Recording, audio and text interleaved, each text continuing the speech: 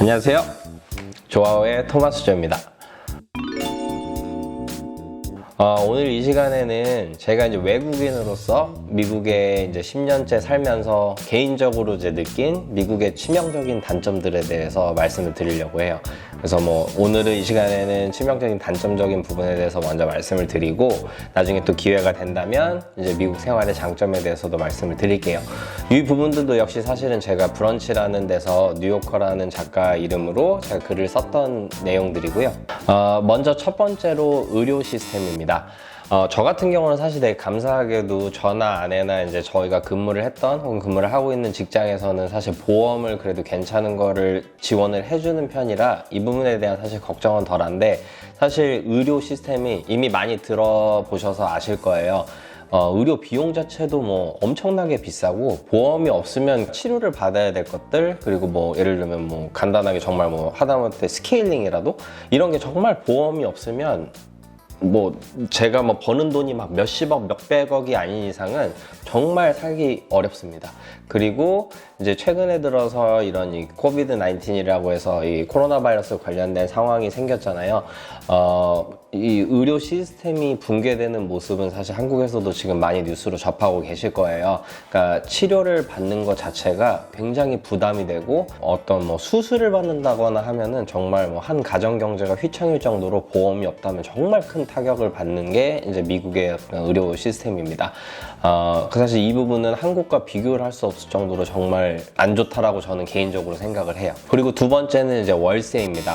이 부분에 대해서도 사실 이제 많은 분들이 알고 계실 거예요. 특히 이제 미국의 대도시 주변의 월세는 정말 상상을 초월해요. 네. 한국 같은 경우는 그래도 전세의 개념이 있어서 내가 어떤 돈을 모아서 그래도 전세를 좋은 곳에 들어가서 잘 버티면 나중에 어쨌든 그 돈을 받을 수 있는 그런 시스템이 있지만, 미국은 그런 개념이 사실 없어요. 그래서 내가 내 집을 산 게 아니라면 월별로 제가 렌트비를 내가면서 거주를 해야 되는데, 그냥 미국 전체를 평균적으로 보면은 요즘 같으면은 방 하나, 화장실 하나 있는 원베드 원베스룸이라고 하면 어느 정도 시설이 너무 낙후되지 않은 그런 저렴한 중에서도 찾기 시작하면 적어도 한 달에 150만 원부터는 최소 그렇게 시작을 해야 되는 것 같고요.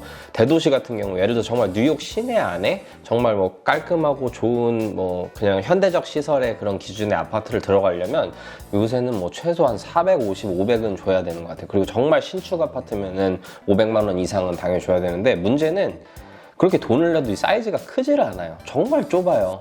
이게 사이즈로 비교를 해보면 저 같은 경우에 이제 강 하나 건너서 이제 그래도 저도 이렇게 도시 살고 있는 도시가 그렇게 외지거나 낙후된 데가 아닌데, 예를 들어서 여기서 낼 돈으로 시티 들어가서 산다라고 하면 스튜디오라 그래서 정말 들어가면 화장실 하나 있고 방 하나 있고 정말 그냥 원룸 이 정도밖에 못 살아요. 근데 지금 사는 데는 저는 크기도 굉장히 크고 방 하나 있고 화장실 있고 부엌도 있고 이런 집에 살고 있거든요.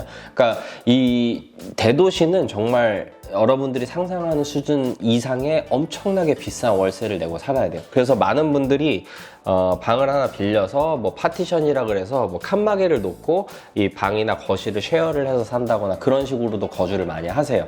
그래서 본인이 출근을 해야 되는 게 뉴욕 시내 안에 있고, 나는 통근의 어려움보다 차라리 조금 불편하더라도 집을 좀 쉐어해서 비용을 아껴가면서 사셔야겠다 생각하시는 분들은 시티 안에서 그렇게 거주를 하시기도 하고, 아니면 이제 저처럼 강을 하나 건너서 넓은 공간에 혼자 이렇게 사용을 하면서 거주를 하려고 하시는 분들이 있어요. 각각의 장단점이 있겠지만 그 월세는 정말 여러분들이 생각하는 그 수준 이상입니다. 그래서 제가 아무리 돈을 한국으로 따지면 억대 연봉 이상을 벌어도 나가는 돈을 생각을 하면요, 정말 여기서는 세이빙하는 게 정말 쉽지 않아요. 물론 이 안에서도 정말 아끼고 효율적으로 잘 돈을 굴리셔서 돈을 모으시는 분 당연히 있죠. 당연히 있고, 내가 좋은 집을 살 바에야 조금 집이 좀 낙후되더라도 월세를 줄여서 돈을 모아야겠다 이런 분들도 있고요. 근데 이제 평균적으로 이제 봤었을 때 이 대도시 인근에서는 어쨌든 생활이 이 월세라는 것 때문에 굉장히 어렵다, 이 말씀을 일단 드리고 싶습니다.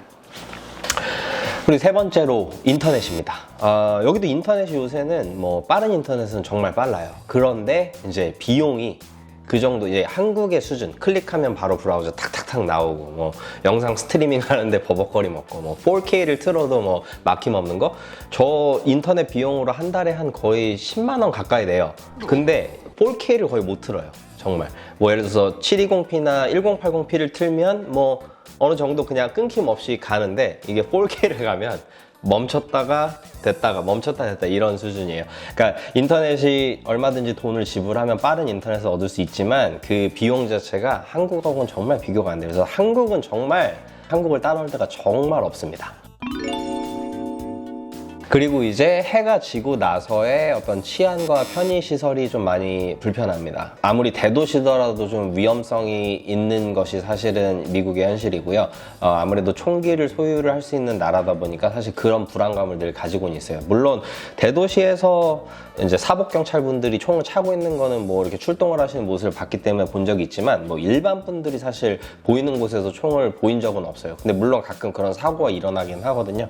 근데 그런 부분들이 어쨌든 발생을 하기 때문에 치안적인 부분으로 사실 좀 두려운 부분도 있고 아무래도 이제 조금 이 미국에서 인종적으로 봤을 때 이제 소수 인종이다 보니까 조금 그런 치안적인 부분으로 봤었을 때 조금 더 불안감을 느끼는 게 솔직히 있는 것 같긴 해요. 그리고 이제 저 같은 경우는 이제 25년을 한국을 살다 왔기 때문에 뭐 밤 시간에 한국 솔직히 정말 뭐 하다못해 정말 먹을 거 하나를 먹고 싶어도 찾을 수 있는 곳이 옵션이 굉장히 많잖아요. 뭐 배달 음식부터 해가지고 정말 많잖아요. 근데 여기는 밤늦은 시간에 사실 그런 게 굉장히 좀 어려워요. 여기도 24시간 운영을 하는 편의점이 있긴 한데 뭐 그게 큰 동네에 하나? 두 개? 뭐 거의 이 정도? 그것도 뭐 이제 약국이랑 같이 붙어있는 파머시라고 이렇게 부르는데 뭐 거의 그 정도 아니면 사실 찾기가 굉장히 힘듭니다. 그리고 이거는 사실 요새 미국도 많이 발전을 했어요. 그래서 요새 대도시 인근 같은 경우는 이런 부분에 있어서 큰 불편함이 없는데 이제 어떤 택배나 물건 배송에 관한 거예요. 그래서 여기도 이제 뭐 아마존 프라임이라 그래서 뭐 뭘 주문을 하면 정말 뭐 빠르면 당일 오후에 늦게 배송이 오기도 하고 이런 부분이 굉장히 잘 돼 있는데 한국하고 비교를 하면 뭐 이거는 비교 불가능입니다. 뭐 한국은 정말 뭐 택배도 굉장히 잘 돼 있고 그 택배 기사분들 굉장히 고생 많이 하시잖아요. 뭐 요새는 제가 듣기로 쿠팡이라는 것도 굉장히 많이 성장을 해서 여러 가지로 이제 뭐 온라인 그런 쇼핑이나 이런 게 더 활성화가 되고 더 잘 돼 있다라고 얘기를 들었는데 아무래도 여기 아무리 지금 발전을 했다고 해도 워낙 땅덩이가 넓다 보니까 이런 물류 시스템이나 이런 게 뭐랄까요, 한국처럼 이게 정말 모든 게 빠르게 이루어지는 그런 건 사실 조금 어려운 부분이 있는 것 같아요. 그래서 그런 부분에서 조금 한국과 비교를 했을 때 많이 좀 아직은 좀 그런 스피드를 따라잡기에는 좀 어려움이 있다, 이렇게 말씀을 드리고 싶습니다. 그리고 마지막인데 가장 개인적으로 싫어하는 부분이에요. 그러니까 대중교통 관련된 부분인데 배차 간격 이런 걸 얘기하는 게 아니에요. 뭐 뉴욕 지하철 같은 경우는 24시간 돌아다닙니다. 그 24시간이 돌기 때문에 폐해도 있어요. 뉴욕 지하철 정말 더러워요. 뭐 정말 유명한 뭐 타임스퀘어를 가든 뭐 그랜드 센트럴을 가든 그런 지하철역을 가면 가서 철길을 한번 이렇게 보세요. 어떨 때는 정말 이게 좀 역겨울 정도로 막 더러운 물도 고여있고 막 뭔가 쓰레기에 뭐 냄새, 여름에 특히